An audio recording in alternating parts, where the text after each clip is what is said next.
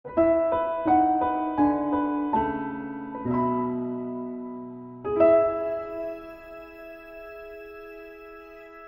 devotion natin ngayon tungkol to sa yung draw closer to God. Kung dina-devotion niyo pa rin yun. Ayan, pero sabi nga dito, yung una, yung June 12 kasi yun, di ba? Yung more than conquerors.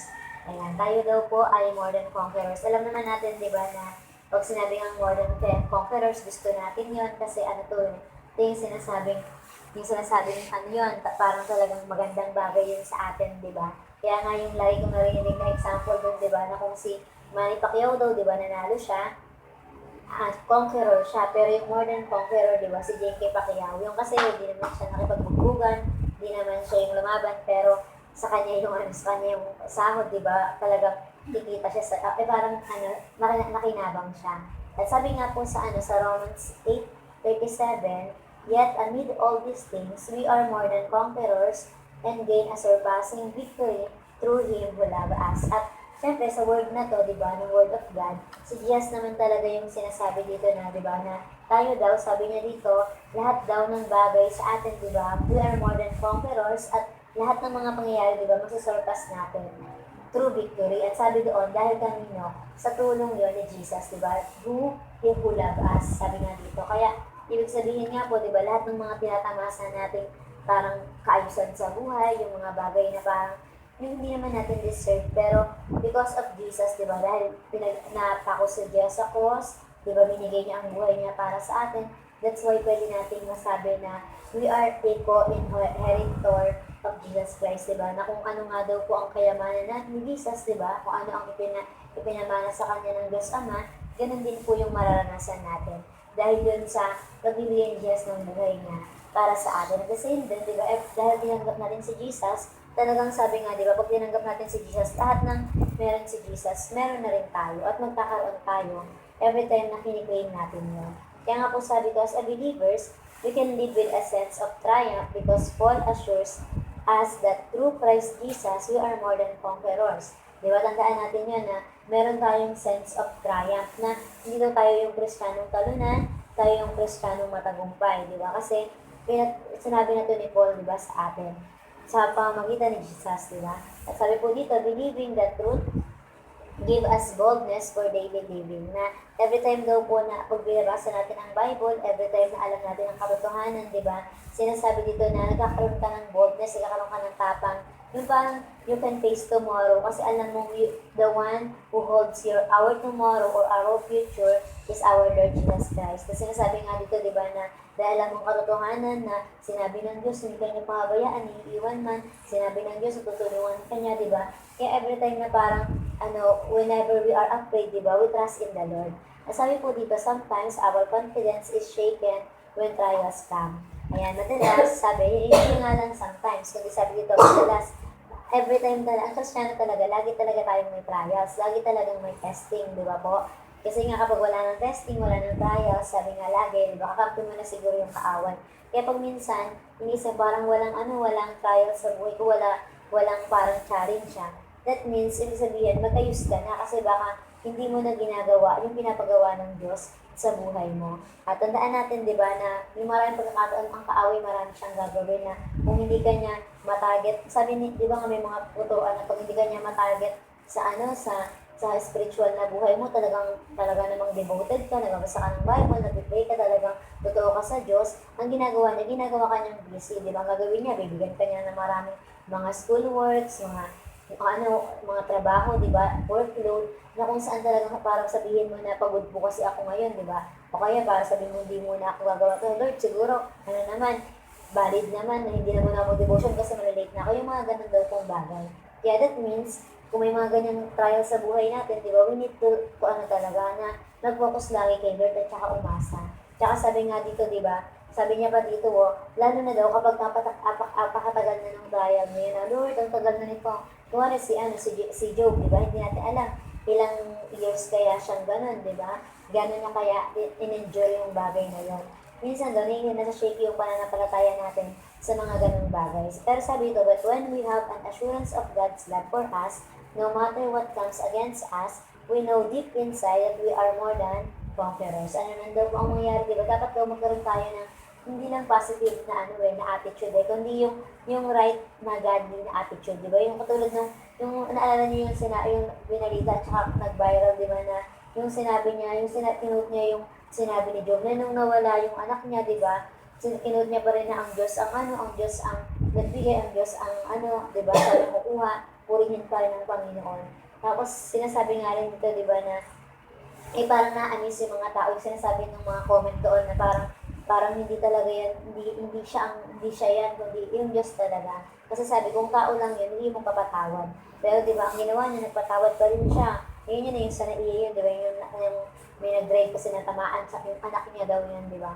Kaya parang napaka-amazing ng mga ganung bagay na alam niya kasi kung ano talaga yung, alam niya kung ano yung plano ni Lord, alam niya kung ano talaga ang pagmamahal ng Panginoon, di ba? Hindi yung para sisihin ang Diyos sa mga panahon na may kinukuha o parang nawawala sa atin, di ba? At sabi nga po dito, we know deep inside that we are more than conquerors, na ano man ang mangyari, di ba? Kung tinatarget man tayo ng kaaway, tandaan mo, ikaw ay panalo, hindi ka talunan, victorious ka. At sabi po dito, if we are truly confident, we have no need to fear trouble or trying times because we know they will pass. Na parang pag every time nga na may mga problema, di ba? Parang dapat ang lagi nating dyan, dadaan lang yan, ganito lang yan. Yung parang may mga tao, di ba, nakasanayan na nila na pag may dumadaan. Yung sasabi, naging classmate ko po yan, kaibigan ko, next year, di ko yan kaibigan kasi dadaan lang yan. Yung mga gano'n na parang dapat pag may mga problema daw po, alam mo na it will pass, na parang, oo, masakit, pero magaan din yun. Matatapos din, tapos sabi nga dito, mawawala din yun, di ba? Kaya nga daw sa mga trying times natin, ang gawin talaga natin magtiwala lang tayo kay Lord. Di ba? Every time na parang mas ang hirap ng sitwasyon, lumapit ka lang sa Panginoon. Sabi ito, whenever a trial of any kind comes against you, always remember, these too shall pass. Lagi mo lang sabihin na kapag may problema sa bahay na naman, gulo na naman, away na naman, ganyan na naman yung nangyayari. Sabi doon, these too shall pass. Matatapos din yan. Hindi yan magtatagal, di ba? It will come and go lang talaga. Darating at darating, pero mawawala din yun, di ba? Pero ang mananating mag-i-stay sa buhay natin, yung pananampalataya natin sa Diyos, kung hindi daw po tayo susuko. Sabi ito, be confident that during the trial, you will learn something that will help you in the future. Ang gawin nga daw po natin, every time na merong trials, ang lagi na isipin, ano kayang tinuturo ng Diyos sa akin dito? Di ba, naalala niyo si Thomas Edison, na nung time na nagkaroon ng malaking sunog, nagulantang yung anak niya na, ang laki-laki ng sunog, tapos hindi mo papatayin, tawagin ko lang si mama para makita niya yung sunog na to, di ba? Parang sabi, hindi pinakakita ng napakalaking sunog, at tawagin mo nanay mo. Parang lagi niyang, ganun yung bright side, di ba? Parang lagi natin isipin, bakit ko kaya ito napagdadaanan? Bakit kaya ang hirap-hirap ng bagay na to? Sabi diyan, tandaan mo, something that will help you in the future. Di ba yung sinasabi nga na, kaya pala, ito ang nangyari sa iyo kasi nagkakamit ka pala ng mga taong ganyan, di ba? Naalala ko dati kasi hindi mo alam kung sa mga naranasan mo, pwede ikaw pala yung magkaroon ka ng magandang testimony, tapos may turo mo sa kanila na kung ako nga, napagdaanan ko yan, nangyari yan sa buhay ko, what more pa sa buhay mo, iisa lang naman ang Diyos na meron tayo, di ba? Kaya lang yung isipin na ano kaya ang tinuturo ni Lord sa akin sa bagay na ito. Sabi ito, the closer we are to God, the more steps of faith we take. Kaya nga, di ba, lagi tayong tandaan na huwag tayong lumayo sa Diyos, kundi dapat nga lalo tayong lumapit. Lagi nating isipin na kung meron kang iiwan, hindi yun ang Diyos, kundi yung ibang bagay, baka na nagpapalayo sa iyo sa Panginoon. The more steps of faith we take, sabi dyan, deciding to be confident in all things in Him. Na lagi yung tandaan na pag kay Lord, siya ang bahala. Sa mga decision natin, dapat laging si Lord nga daw po ang yung parang decision ni Lord nawa, ang mangyari at maganap sa buhay natin. Sabi niyan, confident people get the job done. Diba? Na parang kapag ikaw daw kasi confident ka, alam mo yung nasabihan na ba kayo ng bagay na alam ko kaya mong gawin yan. Kaya pagkakatiwala ko yan sa'yo. Diba? Parang pag sabihan ka ng gano'n, parang lalo mo tuloy husayan, lalo mo gagalingan. At ganun din daw sa Panginoon, na kapag confident ka na si Lord ang tutulong sa'yo, yung hindi ka ma-astray, hindi ka ma-shaken ng mga tao sa paligid kasi alam mo, si Lord ang foundation ko, siya ang firm na foundation ko, siya yung strong rock ko, siya ang tutulong sa akin. At sabi nito, they are fulfilled because they are succeeding at beating themselves. And daw, they are fulfilled because they are succeeding at being themselves. Ano yung being themselves na yun? Alam nila ang kapit nila sa Panginoon, alam nila ang right standing nila kay Lord, kaya yung mga bagay-bagay sa buhay nila, napupulfilled yun, nagiging maayos na. At just sila mismo, naiisip nilang, ako ano talaga, parang ano na ako dito, yung talagang fear na ako sa bagay na to, alam kong tutulungan ako ni Lord dito. Kung may dumating mga problema, si Lord ang tutulong sa akin dito. Ano man yung mga sitwasyon sa buhay ko, si Lord ang bahala dito. Laging ganun daw po ang dapat maging attitude natin. Sabi niya nga dito, we will not succeed at being ourselves until our confidence is in God. Ano daw po? We will not succeed at being ourselves until our confidence is in God. Ang tao talaga na confident sa Panginoon, di ba? Nagtitiwala kay Lord, di ba? Sila lang talaga yung totoong nagkasucceed. Kasi on your own, you cannot do it. Pero sabi sa help ni Lord, you can do, di ba? Yung mga taong nagre-relate sa Diyos, yung mga taong nananampalataya sa Diyos, yung mga taong alam na si Lord ang bahala sa iyo, di ba? Nagiging successful ka tuloy, di ba? Na nasasabi mo na hindi yung kamay ng kung sino mang tao yung tumulong sa'yo, kundi kamay ng Diyos ang tumulong sa'yo. Kaya ayun po yung sa June 12. Ngayon sa June 13, nakalagay kasi dito yung importance of intercession. Na ngayon, di ba, we are praying naman talaga. Nung meron akong isang na-follow na page sa Facebook, about yun sa yung mga nagpe-pray talaga sa mga God's General. Napakadami na tinuturo nila dun about sa prayer, ano yung mga helps nito, at paano talaga mag-intercede. Kaya nga po sabi dito, sa Ezekiel 23:30, and I sought a man among them who should build up the wall and stand in the gap before me for the land. Na sabi nga, di ba, na tumingin ang Diyos, di ba? Tumingin siya sa mga tao at tinitingnan niya, sino kaya yung mag-stand in the gap? Sino yung mag-pray? Sino yung lalapit sa Diyos, di ba? Para ipag-pray itong lupa nila, di ba? At sabi nga po dito, to intercede means to stand in the gap for someone else. Di ba? To plead his case before the throne of God. Na ang kailangan talaga ngayon, di ba? Intercessor, hindi mga reklamador. Na totoo talaga, ang kailangan po sa panahon natin, hindi yung mga taong magreklamo. Ano ba naman yung pamahalaan? Ano ba naman yung issue sa mga Duterte? Ano ba naman yung mga pangyayari? Ang dami-dami mo dapat unahin. Pataasin muna yung agriculture. Unahin muna economy, hindi yung kung ano na sino-sino i-impeach, di ba? Minsan may mga ganun silang mga question sa buhay, may mga sinasabi yung mga tao na ang dami-dami yung mga ganyan-ganyan. Muna pa yan, naghihirap na yung mga mahihirap. Pero ang totoo, di ba, ang kailangan kasi talaga, may mga Kristiyano nga daw po na mag-pray. Tapos di ba nung kailan yung pinupost nga nila na yung HIV nga daw po, di ba, sa Pilipinas, napakataas, 500%, di ba? That means talagang, parang napabayaan na yung sensuality at saka yung sinasabi nga na pagtuturo sa morality ng mga tao.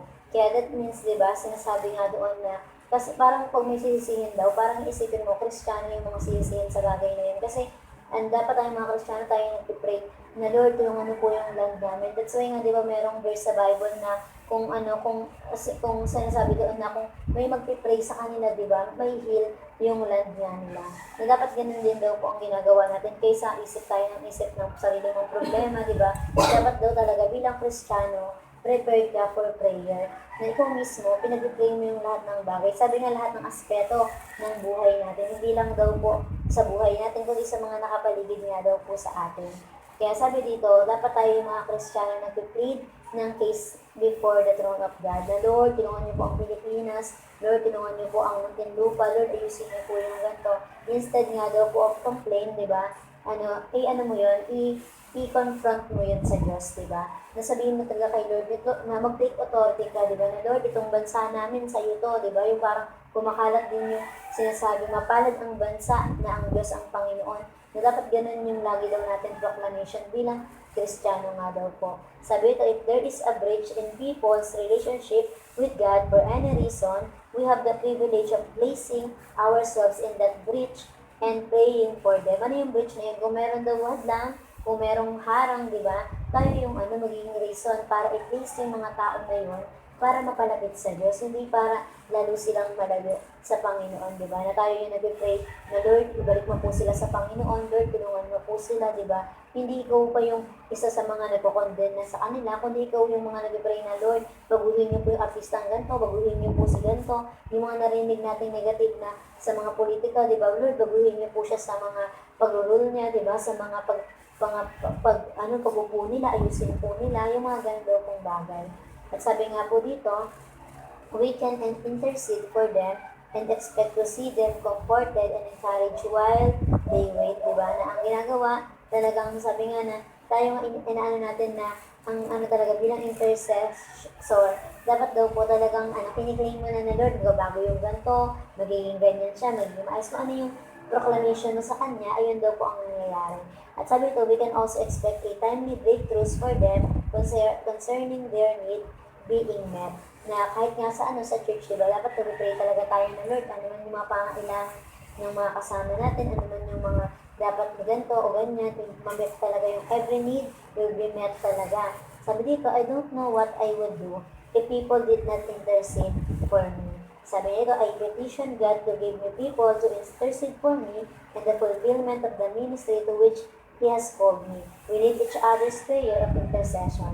Sabi niya, di ba, hindi ko alam yung gagawin sa mga tao kung hindi man nila ako intercede. Pero, ako, meron akong gagawin, di ba? Meron akong petition sa Panginoon na yung mga tao na sa paligid ko, ipag-pray ko sila. At sinasabi niya nga dito, di ba, we need each other's prayers of intercession. Kaya nga, dati isang na favorite ko na kanta yung Somebody's Praying for You. Kasi like mo naaalala na dati yung panahon na parang nanghihina ako, nung panahon na parang hindi mataas ang pananampalataya ko, yung panahon hindi naman talaga ako active sa church, alam kong somebody's praying for me. Kasi nakita ko sa bahay nila, Ate Ruth, diba? Doon sa kwarto nakasulat doon, Luna Family. Nakalagay yung mga pangalan namin doon. Pangalan ko, pangalan ng mga kapatid ko, diba? Yung mga taong nilista namin ng mga pangalan na nila. Kaya parang na-encourage ako na parang kung there's somebody's praying for me, dapat ganun din yung ginagawa ko. That I pray for someone din, di ba? Kasi sabi nga, ang prayer, hindi natin alam kung ano yung kaya niyang gawin sa tao na pinag-pray mo, di ba? Na sinasabi doon, ang prayer, napakalaki ng kaya niyong gawin sa taong yun, na basta hindi mo man nakikita sa ngayon, pero di ba, merong ginagawa ang Panginoon. Kaya sabi dito, praying for others is equivalent to sowing seed.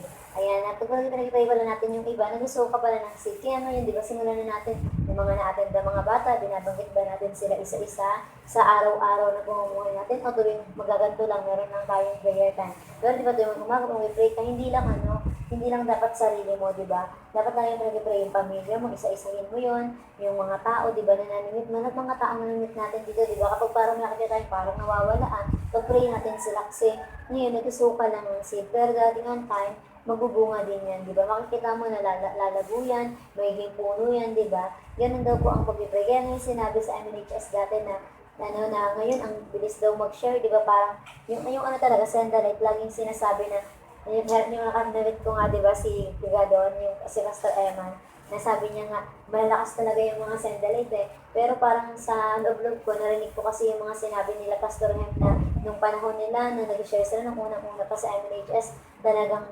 talagang iiyak sila kasi talagang papalabasin sila ng guard, talagang pinaglipitan sila ng mga teachers. Pero 'di ba, dahil lang sa prayer na Lord, ang MNHS sa iyo po, 'di ba, talagang iniyak nila yun kay Lord. Kaya ngayon, ang laya-laya nating makapasok doon sa MNHS, 'di ba, para mag-share ng word of God. Kaya parang dahil nga may may nag-trip doon, ay may nag-sow doon, ng seed, di ba, may nag-pray doon, ayun yung nangyari. Kaya nga, di ba, may mga nabasa din ako na parang missionary na, may nag-share dun sa lugar na yun. Tapos ang tagal nagturo ng missionary, namatay na lang siya, wala siyang napanalunan.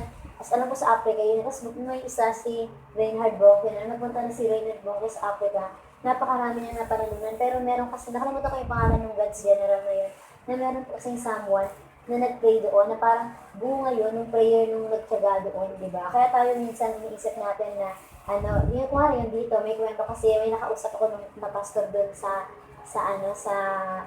pastor's conference, na sabi niya, ay, doon sa may manggahan, sa may Stanislao, yung parang ganto-ganto. Sabi niya, nagtuturo kami doon dati, hindi lang namin na natuloy kasi nagka-issue nga daw dyan sa kanila.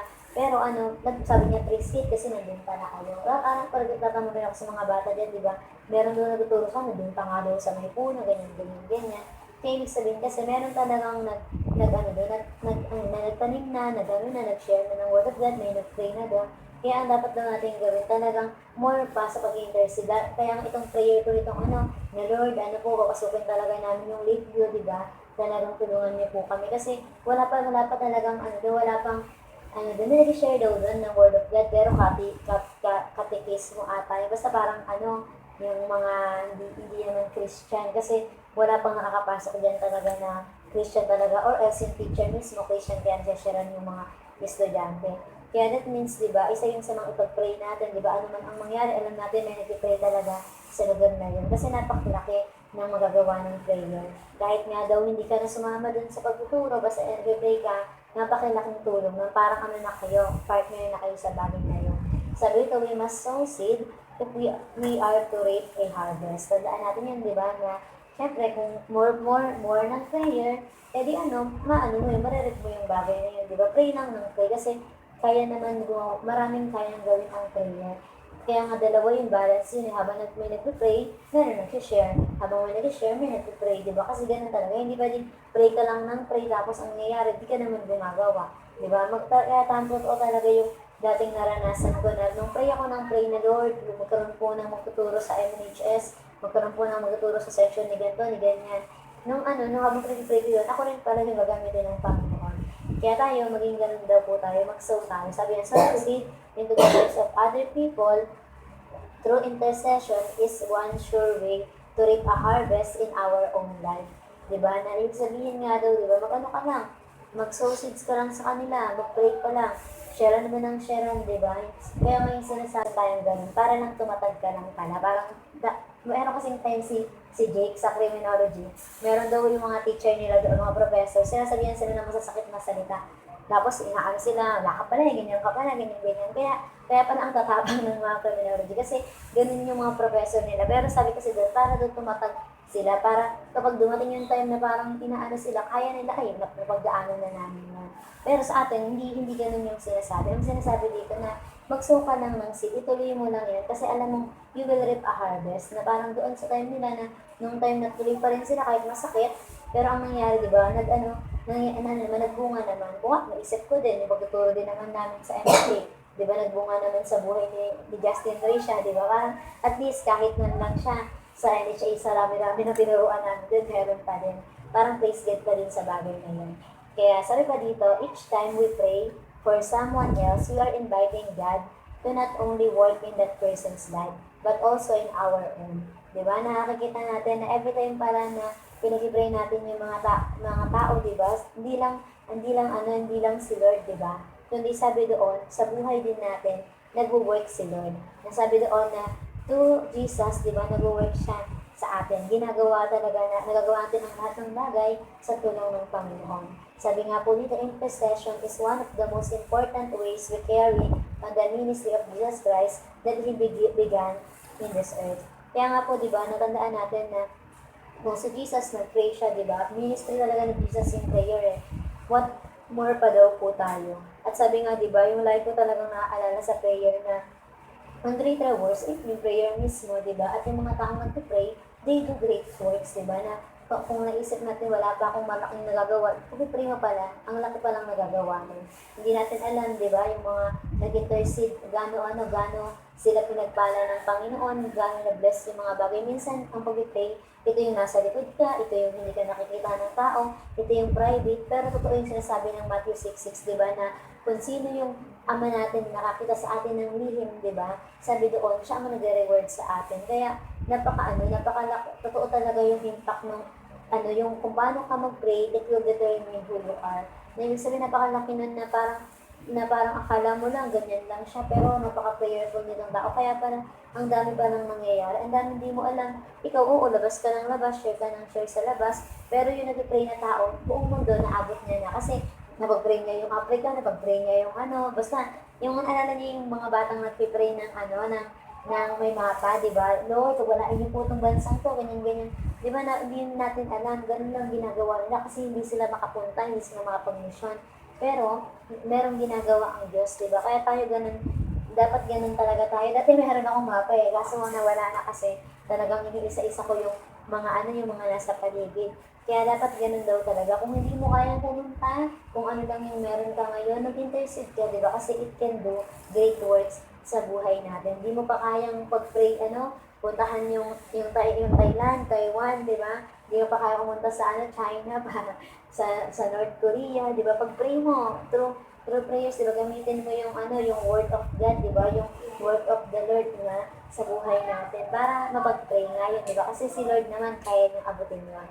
Kaya po sabi dito, we can release God's power in the lives of others by praying for them. Ano daw po? We can release power in the lives of others by praying for them. Kaya nga, di ba, napakahalaga daw po ng sinasabi na, yung laging sinasabi ng mga tao na, yung prayer mo sobrang big, yung big help na yun sa akin. Yung parang ganun kasi, kasi tumatawag ka sa Diyos na makapangyarihan sa lahat. Kasi tumatawag ka sa Diyos na kayang gumawa sa sitwasyon. Kung hindi mo kayang gawin, kung hindi mo siya kayang i-release, pero si Lord kaya niyang i-release yan. Di ba naalala niyo yung kay Peter? Hindi naman kayang i-release ng mga ng mga kasama niya sa Acts Church, di ba? Nung time na yun, yung si Peter, simula dun sa preso. Pero di ba, doon nag-pray sila na, Lord, ingatan niyo po, ganyan-ganyan, makalaya, di ba? Ano nangyari? Yung angel ng Diyos, di ba, na ang anghel ng Diyos ang tumulong doon. Kasi si Lord ang nagsabi, sige na, i-release mo yan, di ba? At nakakatuwa doon, yung isang bagay nga daw po na natuto na ang Acts Church, natuto na sila. Kasi hinayaan muna nilang ma-behead itong si John, bago nila maalala na, si John, tuloy si James, di ba? Bago nila maisip na, dapat pala pinag-pray namin ang buhay kasi kaya palang baguhin niya ng Panginoon. Kaya palang ayusin ni Lord yung sitwasyon. Pero hindi na question daw kung bakit nga ba namatay pa si James, bakit ganyan-ganyan. Kundi merong plano si Lord at kung ano man yun, alam na yun ni James yun kasi nasa langit mo lang siya. Kaya lang natin isipan, di ba, na napaka-importante ng pag-pray. Kung hindi nag-pray yung mga kasama natin ngayon, di ba? Dapat tayo mismo tayo yung nag-pray din sa kanila. Na Lord, tulungan niyo po na maging ganyan, di ba? Yung para sila din mismo, kung may time na nanghihina talaga sila. Pero tulad ng sinabi ni Jess, di ba? Pinag-pray kita kasi sinisip ka ng kaaway sa akin, di ba? Pinag-pray kita para maging matatag ka na, di ba? Kaya parang may mga ganun na tayo dito, hindi na to condemn na bakit walang mag-pray na ganito, bakit wala si ganyan.